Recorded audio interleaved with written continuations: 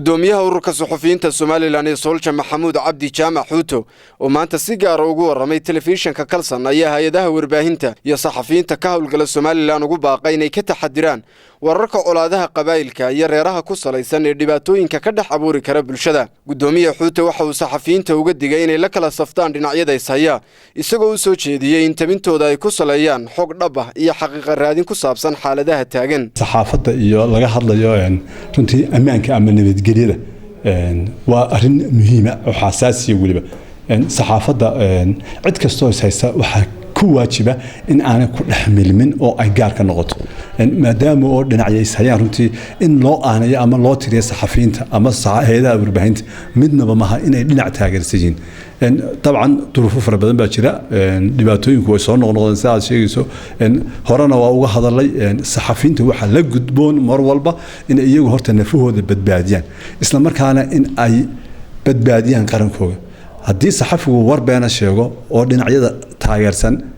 ama dhinac taageersan oo ay arintaasi keento dhibaato runtii mas'uuliyadda waxa qaadaya saxafiga sidaas daradeed si uu saxafigu uga fogaado wax nafiisan la dhib keenaya ummadiisa iyo qarankiisa la dhib keenaya waxa weeye mar walba inuu danta iyo maslaxadda guud ee qaranka runtii saxafigu ka shaqeeyo taa bedelkeeda waliba waxa looga baahay saxafigu in ay mas'uuliyad ka saaran tahay in uu door muhiim ah ka ciyaaro sidii dhinacyada cidii dhibaato wada runtii uu farta ugu fiiqan lahaa oo uu tilmaami lahaa wadada saxda ah ee wax walba lagu xalin karayo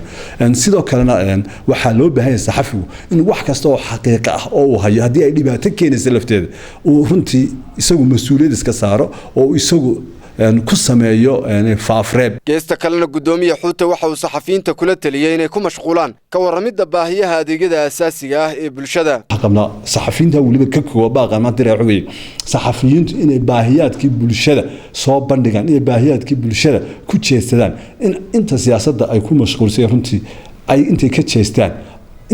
badan baan ku tababarnay baahiyaha aan ka soo hadlay oo dhan caafimaad ay tahay beeraday tahay haddana ma muuqato warbaahinteena kama muuqato in baahiyaadka asaasiga ee bulshadu oo lahayd runtii ay saxaafadeenu ka waramayso halka ay kaga mashquulsan tahay runtii inta badan in ay baahinteedu ama habeenkii waxay sideen ama waxa ay qoraan uu noqdo siyaasadda maalin walba muranka taagan ee aan meel inoo wadaynin ugu dambeyn gudoomiyaha Xuuto waxa uu ka hadlay xaaladaha ay xilligan ku shaqeeyaan saxafiyiinta Soomaaliland xaaladda saxaafadda Soomaaliland meel fiican bay maraysaa caqabad iyo dhibaatooyin fara badan runtii saxaafadda Soomaaliland way ku taagan yihiin taasoo u baahan runtii in wax laga qabto haddii noqoto dhinaca saxafiyiinta iyo hay'adaha warbaahintana caqabadaha iyo cabashooyinka fara badan ee gudahooda ka taagan ama iyagu